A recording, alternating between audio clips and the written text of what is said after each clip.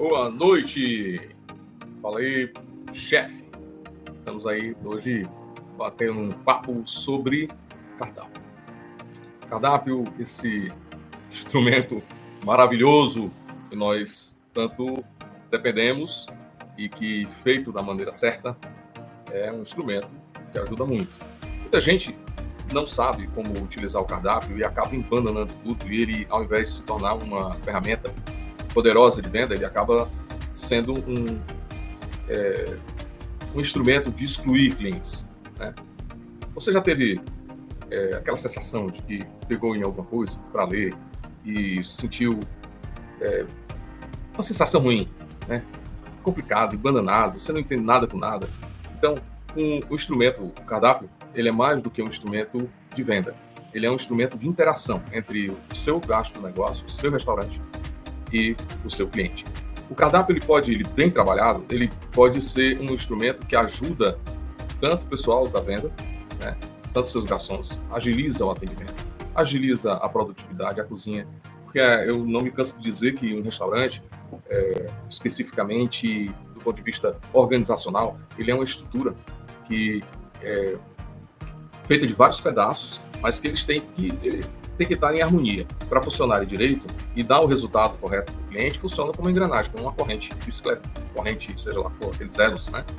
Porque aquilo lá, quando passa, né, funcionando direitinho, o cliente vai sentir e vai voltar. Então, tudo funcionando de uma maneira muito correta. E hoje a gente vai estar falando de uma parte dessa estrutura tão importante na estrutura de um restaurante, que é a parte do cardápio. Então, vamos lá, vamos seguindo aí um roteiro lógico para que você possa entender. Porém, eu peço sua licença para falar um pouco do meu propósito aqui. Meu propósito é fazer com que esses anos todos que eu trabalho na área da gastronomia, sobretudo na área de gestão de negócios gastronômicos, estou aqui para facilitar, para trazer um pouco da minha experiência, da minha visão, não que eu saiba tudo, mas que aquilo que eu conheci um pouco, né, e tentar fazer de uma maneira mastigada para chegar no seu entendimento. Quando você entra no negócio gastronômico, é muita paixão, é muito amor. Mas o próprio dia a dia, ele é maçante. Se você não tiver isso muito organizado, você se perde, apesar de você, independente do tamanho que você esteja. Então, eu criei uma escola chamada meugastonegócio.com, né, e com o objetivo de ajudar você, desde o começo, a ter essa ideia de planejamento, de organização. Porque quando alguém entra no mercado, quando entra num negócio gastronômico, as pessoas entram e dizem, poxa, é cozinhar e vender. Mas não é bem assim, né? E aí você está no meio do fogo e os problemas começam a acontecer e você não sabe por onde começa e nem onde termina. Então é muito importante ter essa visão do todo. Como é que funciona o meu negócio? Então, por isso a gente trabalha em 3 pilares: planejamento, organização e controle. E Mauro, se alguém te chamar, pedir uma consultoria e tal, vai fazer a mesma coisa. Eu não sei o que está. Se você me convidar, você está com o seu negócio em funcionamento, e você, meu problema é só o CMV, se eu ajeito o CMV, a tua venda vai responder? Então, é um todo. Então, essa história de ficar, eu já fui refém muitas vezes de consultorias, assim, por partes, né, e que não respondem como tudo. Então, vamos lá. Certamente, nem precisa ser desenhado esse sistema, para que você possa, então, organizar, criar métricas, e dessas métricas você possa criar orçamento. Um negócio gastronômico, como outro qualquer, não sobrevive sem orçamento. Você vive na seca. Então, a gente está falando aqui de um item. Nas outras lives, a gente já falou de outros itens também. Então, tudo corresponde, tudo é importante. Eu cito muito o exemplo do Lego. Então, na hora que você vai brincar com o Lego, você pega e coloca um instrumento no outro. Não é verdade? Então, aquilo lá, você vai colocando aqueles tijolinhos e vai crescendo. Mesma coisa desse mesmo sistema. Se você domina a parte do planejamento, onde começa, onde termina, você vai poder gerir seu negócio de maneira mais adequada. Legal? Então, hoje a gente vai estar falando sobre como montar, como criar um cardápio que seja vendedor e lucrativo. Então, ele segue toda aqui uma lógica que eu preparei para você você poder compreender como funciona isso. Legal? Vamos lá. Dentro dessa questão, e eu vou de antemão pedir sua permissão para que você lembre de dar aqui um likezinho, apertar no sininho, né, e se inscreva no canal, que eu faço com muito carinho, tento trazer o máximo de informação, a boa informação e de uma maneira muito didática, muito simples, para poder você aprender melhor, mais e melhor. Tá legal? Então, um cardápio eficiente, ele exige mais do que listar preços e pratos. É essencial planejar com estratégia, estruturar bem e utilizar imagens de qualidade. Escrever, e depende muito do negócio. Alguns negócios são mais finos, então não cabe muito, tem que pegar um layout e alguém mais preparado. Mas na maioria, na média, é bom que tenha, né? Então, é essencial você planejar com estratégia, estruturar bem, utilizar imagens de qualidade, caso seja o seu modelo de negócio seja adequado para isso, escrever descrições atrativas e aplicar uma precificação inteligente. Eu vou explicar mais na frente porque é inteligente. Além disso, é importante considerar o público-alvo. É importantíssimo. Essa parte que muita gente negligencia. Eu vou explicar por quê. O estilo da sua cozinha, do seu negócio. E é isso aí. Bem, e as tendências de mercado. Então vamos lá, vamos planejar o cardápio. Vamos colocar como se a gente estivesse criando do zero. Você não tem cardápio, para você poder entender. Se você já tem, já está com o negócio aberto, está com o seu negócio funcionando, para você entender aqui essa minha analogia, você vai compreender e vai poder, inclusive, corrigir. Então entenda. Em primeiro lugar, é ter essa consciência. O cardápio, ele é um instrumento não só de venda, mas de interação entre o cliente e você. Quem é a pessoa mais importante do seu negócio? É o cliente. É o seu cliente. E se for um gastrofã, que é o que a gente trabalha para sempre, para que os nossos clientes retornem, mais importante ele é. Então, a gente começa com o planejamento e a organização. A concepção Bom, você tem que definir o conceito do cardápio considerando o tipo do seu estabelecimento, o que é, o público-alvo e o posicionamento da sua marca. 3 coisas que a gente vê no Fórmula 1000 Gasto Negócio, no treinamento, na mentoria que eu dou, que é para você vai construindo o seu negócio, né? Para tudo ser uma coisa combinada com outra. Então, lógico, acabei de falar, a sua pessoa mais importante do seu negócio não é seu cozinheiro, nem você, é o seu cliente.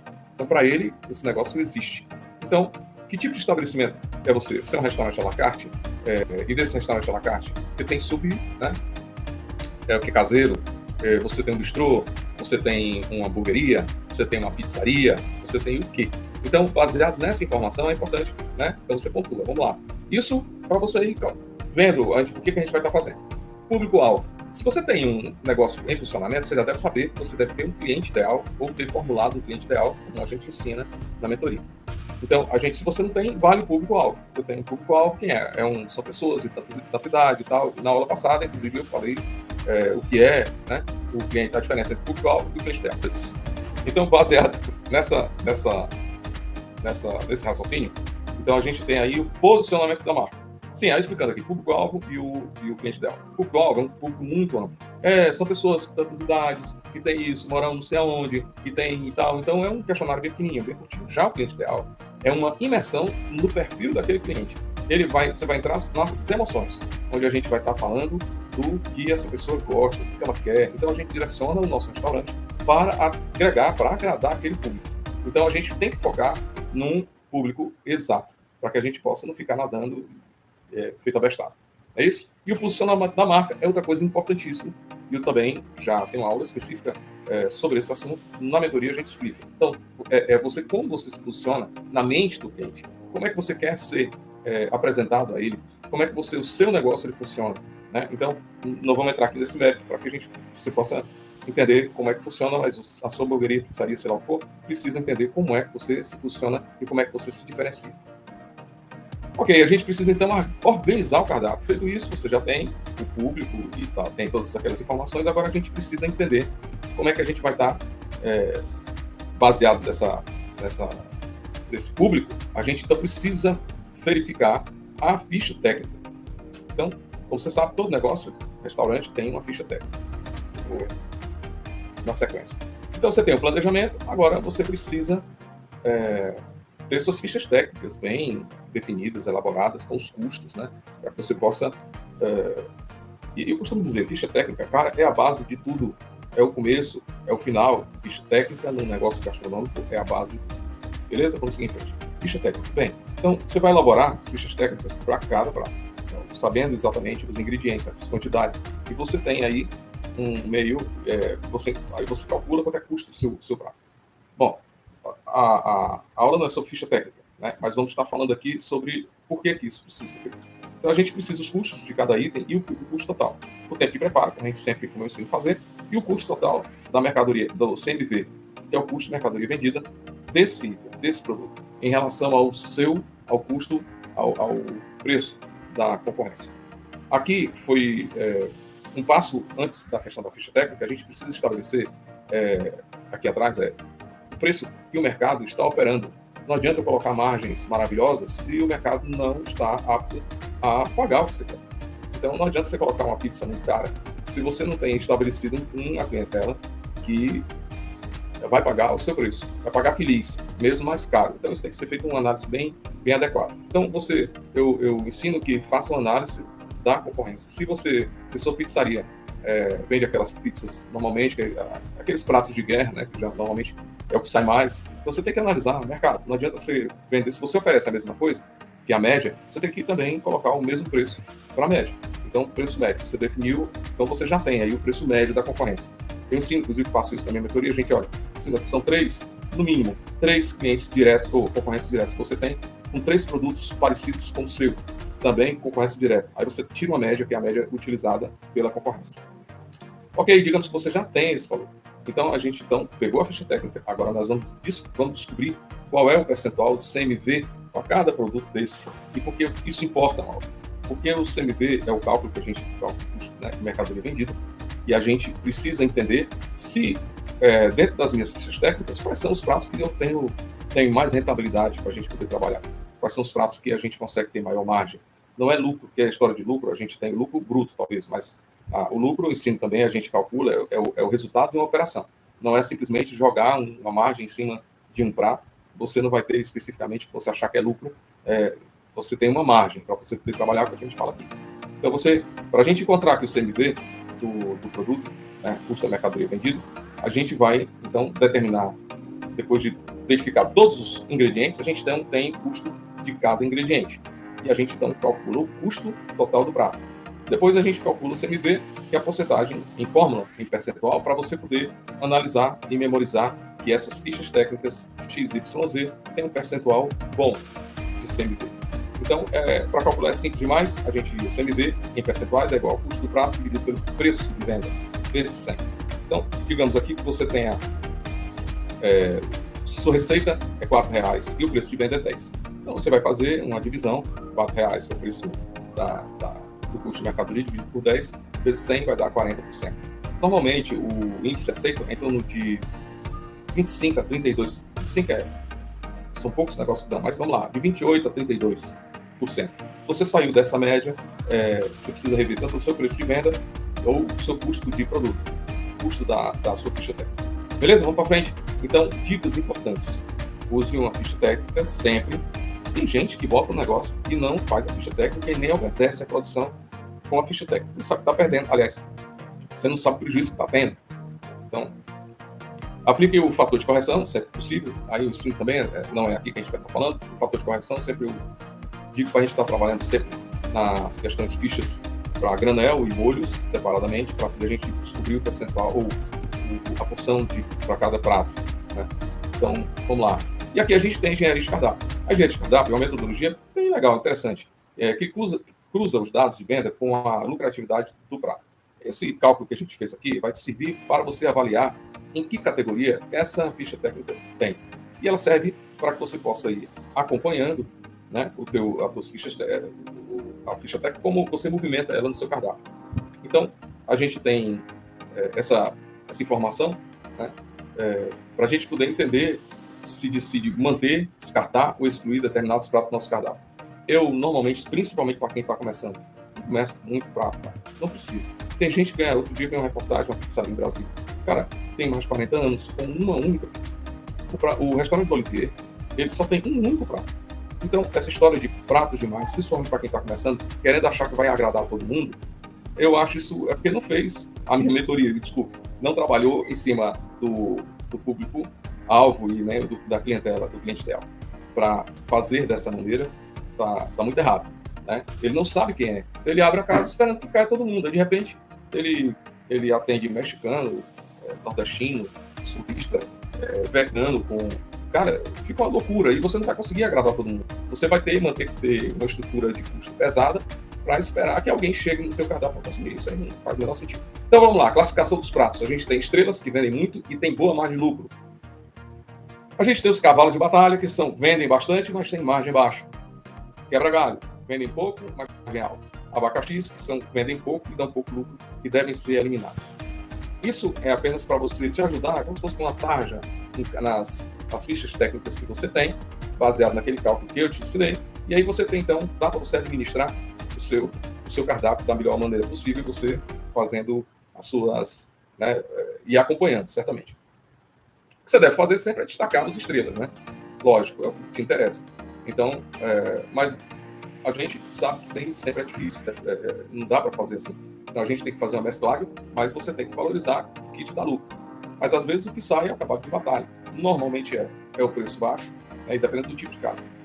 É o preço baixo, roda mais, tem uma pouca margem, mas nem por isso não deve ser colocado de lado.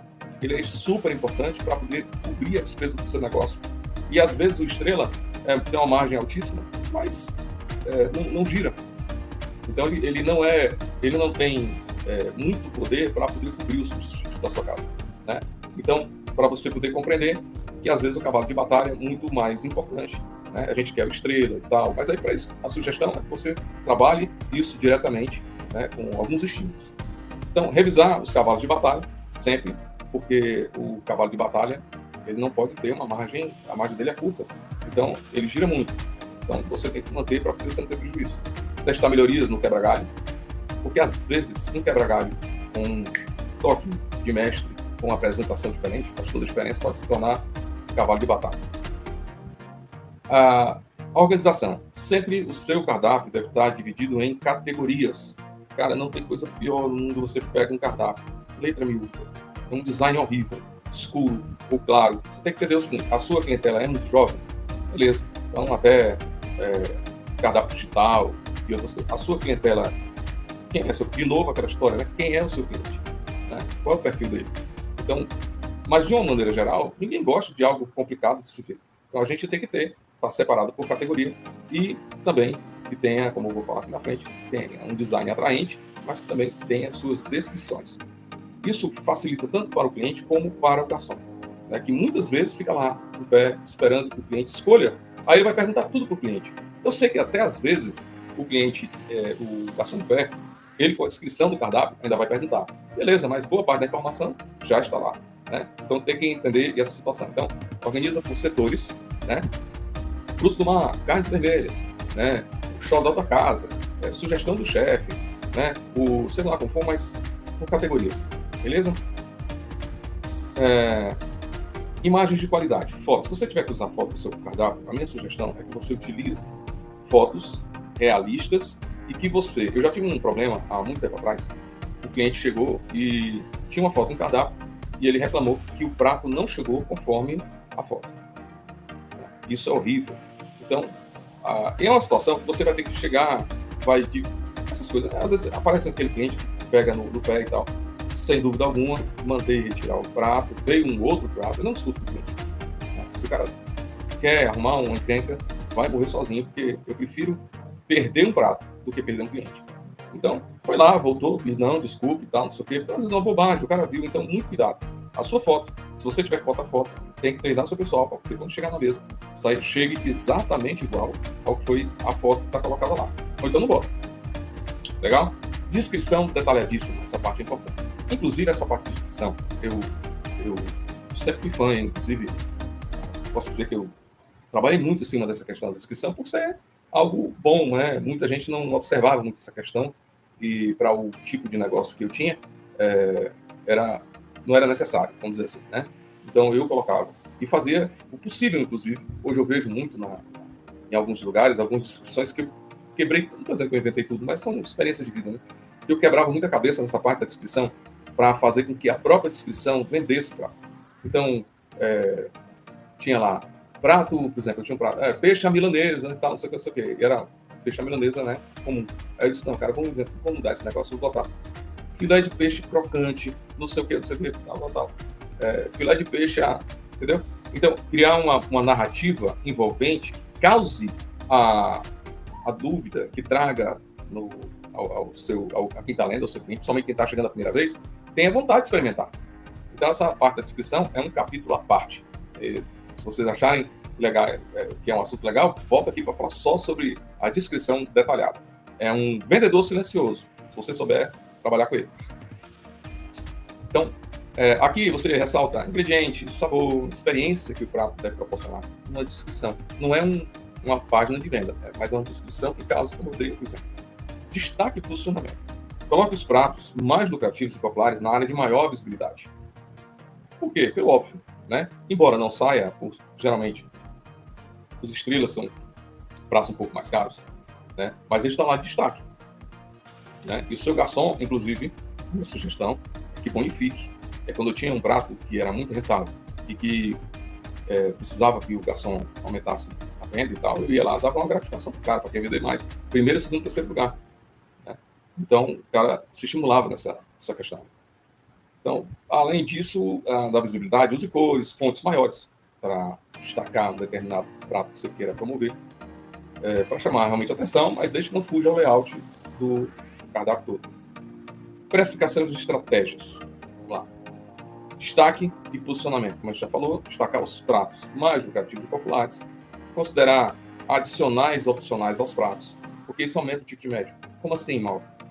Você tem, por exemplo, você tem um prato já, né? Mas você pode criar combinações, né? Um combo, que é tão comum, mas você pode fazer também no seu restaurante, ou até criar já um prato para 2, 3, né? Um prato, sei lá, alguma coisa, dependendo que você possa fazer combinações em que você junte 2 ou 3 produtos já existentes, dê uma roupagem nova, e esse item ele passa a ter um valor diferenciado, né? Isso evita que o cliente ele tenha correspondências para poder fazer a análise de valor. Os custos, né? A precificação estratégica não é não é colocar você simplesmente o preço que você quer. Você pode até colocar em cima de uma margem, tal que você falou, mas você tem que verificar o mercado. Não adianta você botar no seu, você cria um produto super diferenciado, só você tem, e vai ter que investir muito em marketing, né, para você se elevar e sair da média. Mas se você estiver oferecendo tanto na parte estrutural como na parte de produto, é difícil você sair dessa comparação. O cliente vai comparar mesmo. Então, você mantém o preço de média do seu mercado. Os adicionais ou combos, pratos premium. Você pode estar colocando, mas de novo, você tem que entender quem é a tua clientela. Se tua clientela está nem aí para isso, não adianta botar.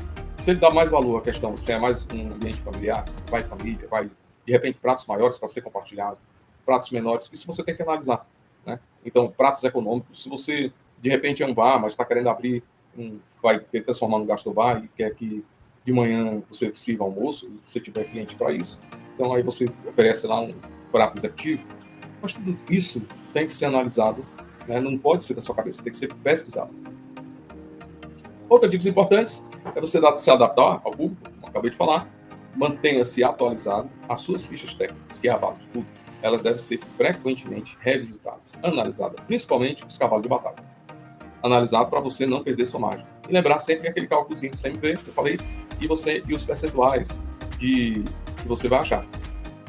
O cardápio digital pode ser uma boa, sem esquecer que o cardápio impresso nunca é demais. Ele sempre vai ajudar. É uma mão na roda, tanto para o garçom como para o seu cliente. E nem todo mundo gosta de cardápio digital.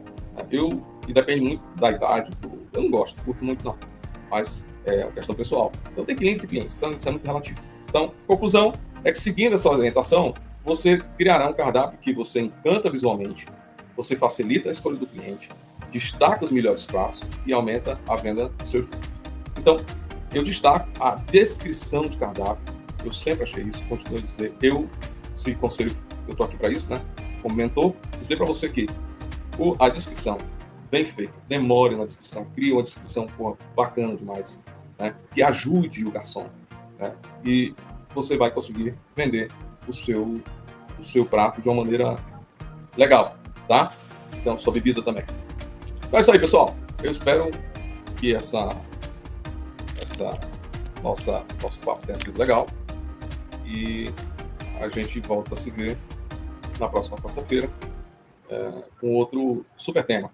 Legal? Então, é isso aí. Valeu, obrigado.